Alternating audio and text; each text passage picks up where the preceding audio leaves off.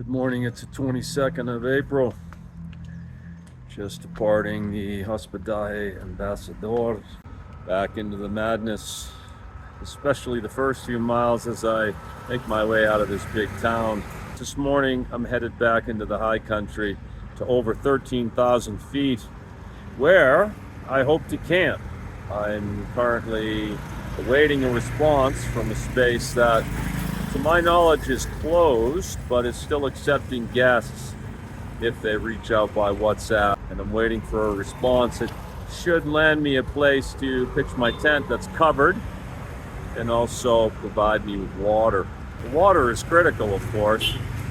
Covered area is quite an advantage, especially if it gets wet up there this evening. But it's a big day. I'm going to climb at least 6,000 feet. I'm presently at less than 10.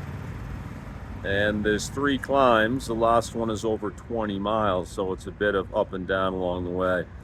It's a brutal day. It's Peru, it's the Andes, and there seems to be no exception.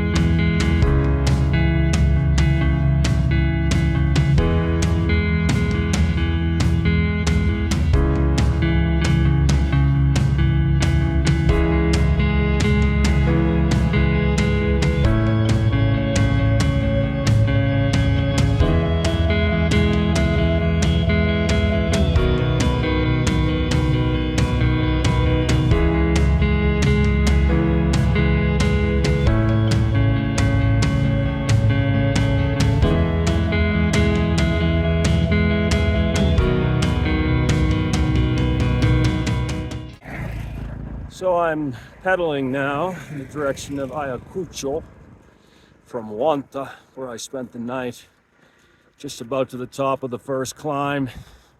It's taken me about 40 minutes on a comfortable grade, 4 or 5%. I started this morning at about 9,000 feet. This will put me up to about 10, or maybe closer to 9.5. And then unfortunately, I'll descend and lose it all and resume on the second climb, after which I'll have a break, several miles of essentially flat road, and then the monster climb, 20 miles, probably 4 hours or more of sustained climbing that will include in the danger zone above 13,000 feet.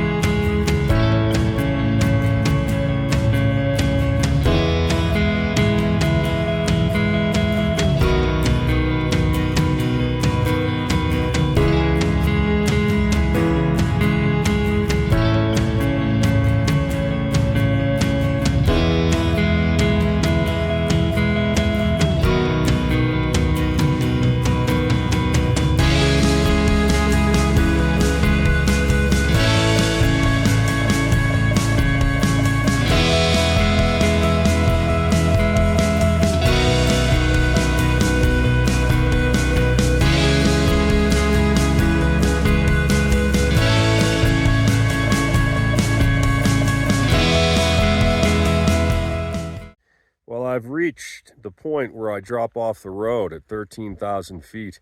Just in front of me is the 3S. You can see I'm standing on a gravel track. It's a rough track, and down in the background, there are some structures. That is a former space where people could rent small cabins and camp, etc. It sounds like it's quite a space, and so it's technically closed. Nonetheless, like Mark and Nicolette, my friends that are a few months ahead of me, as they did, I messaged them on WhatsApp. It's an invitation to do that on iOverlander, and I received an immediate and kind response. Now, I've been invited to stay there tonight, including a hot shower, and I wonder what other amenities. I think he also mentioned Wi-Fi. I anticipate pitching my tent. I've also brought groceries and plenty of fuel, so I'll be cooking tonight and in the morning. All that to me sounds amazing. I've been in too many big towns the last few weeks. They've served me well, but tonight I am close to nature.